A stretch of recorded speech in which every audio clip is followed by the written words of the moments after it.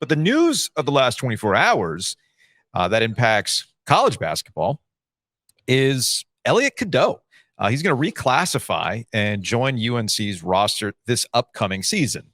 Now, if he is as gifted as if he's as gifted as a passer as people have pointed him out to be, and I'm going to defer to Sherelle McMillan. Yeah. My friend Sherelle inside Carolina, whose job it is to go to these things, watch these guys, see their development. Cadeau apparently has been off the charts on these circuits, the IYBL being the most recent one, to the point where it's clear he's ready for that next level. Yeah. He's not really gaining anything by playing at the level he's in right now. So they're going to take the risk. UNC is going to take the risk, have him reclassify for this upcoming season.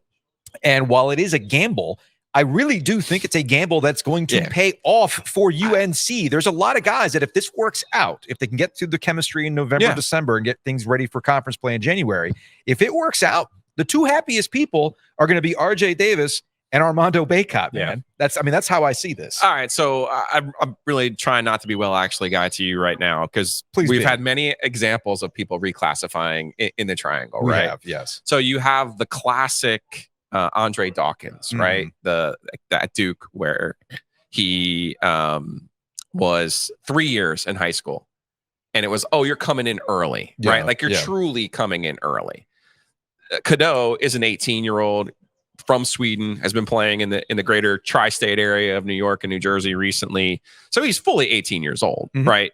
So it's not that part of it, like maturity-wise, being 17, being young, that part of it's not much of a risk. To your point, it's more of you're now adding a new piece to this mix after the portal is closed, and you have to like the moves that Carolina made in the portal. And Harrison Ingram, in my opinion, was the best piece of that 3-4 kind of defender, a guy who can facilitate.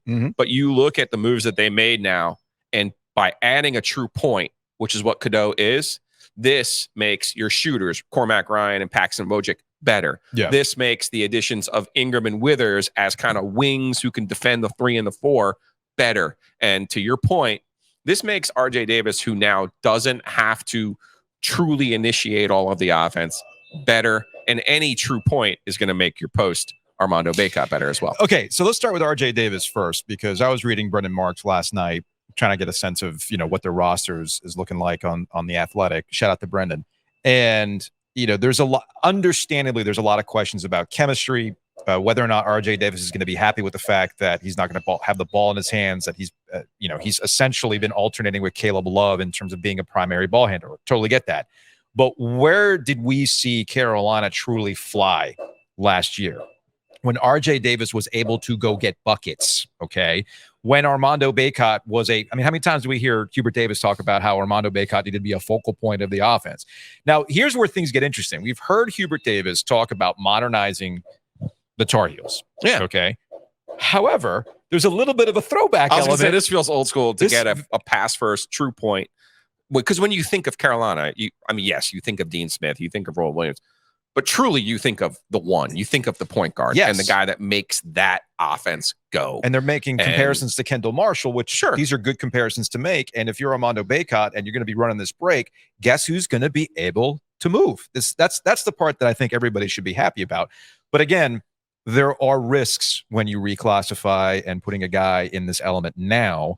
But at this point, if you're UNC, I feel like there's a sense of urgency at UNC after the way last year went to really hit that reset button like we talked about. That reset button, my argument with that reset button was maybe it's time for not just Caleb Love, but for Armando Bacot to move on and RJ Davis to move on. Let's see what Hubert Davis can do with his group. While he recruited those guys, remember, it's Roy's team that he ultimately inherited. So let's see what it looks like when it's his guys, once he's identified.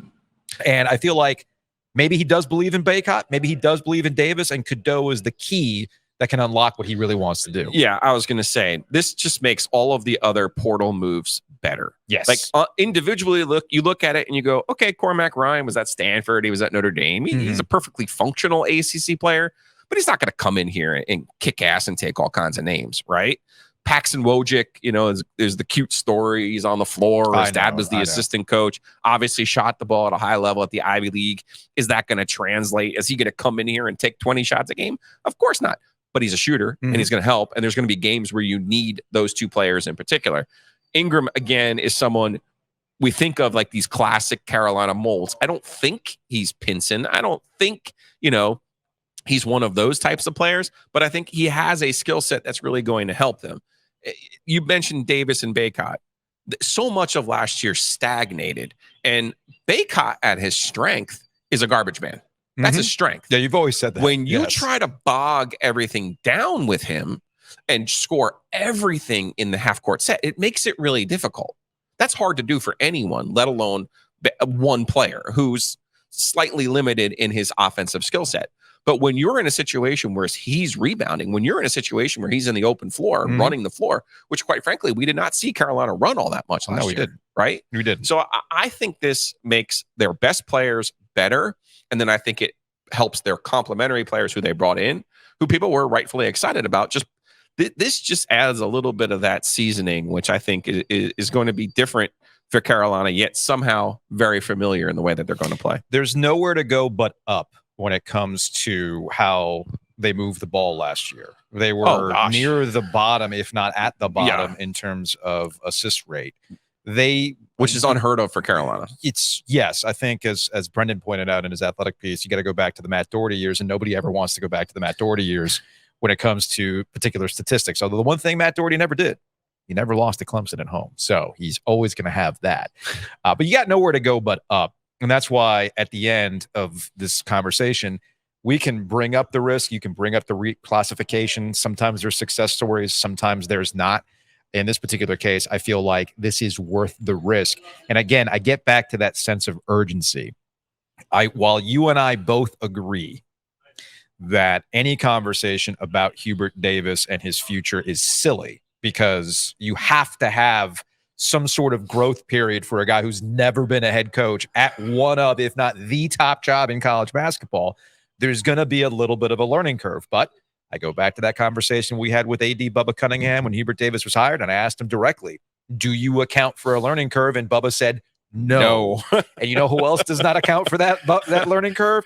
Big money boosters who want to make sure that the decision that Roy Williams made in his successor is going to pay off better than Mike Krzyzewski's decision for a successor and Jon Scheyer. That's always at play. So given the way the year went for Jon Scheyer last year, given the way that they've been recruiting and however everywhere else is going, I do get a sense of urgency for this Tar Heels group, and Cadeau really can pay off for them. And I think it's the right move to do. The only thing I would say about Cadeau at 6'2", I know a lot of people have talked about Kendall Marshall, and even my sources at Carolina, like, yeah, he's a passer like Kendall Marshall. Thing to remember about Kendall was he was 6'5", had a good size. Yeah, defensively, things might be a little interesting. Cadeau's 6'2". He's a little bit smaller. That doesn't mean he doesn't have the vision. You mentioned the EYBL league. There is a correlation between what your stats are in that league, which is the highest level on the Nike amateur circuit, amateur quotes, and to what you're going to do as a college basketball player. Maybe not as a freshman, but the guys who shoot the three well in that league shoot the three well in college ball. Cadeau averaging more than 10 assists per game in the EYBL. That is bonkers.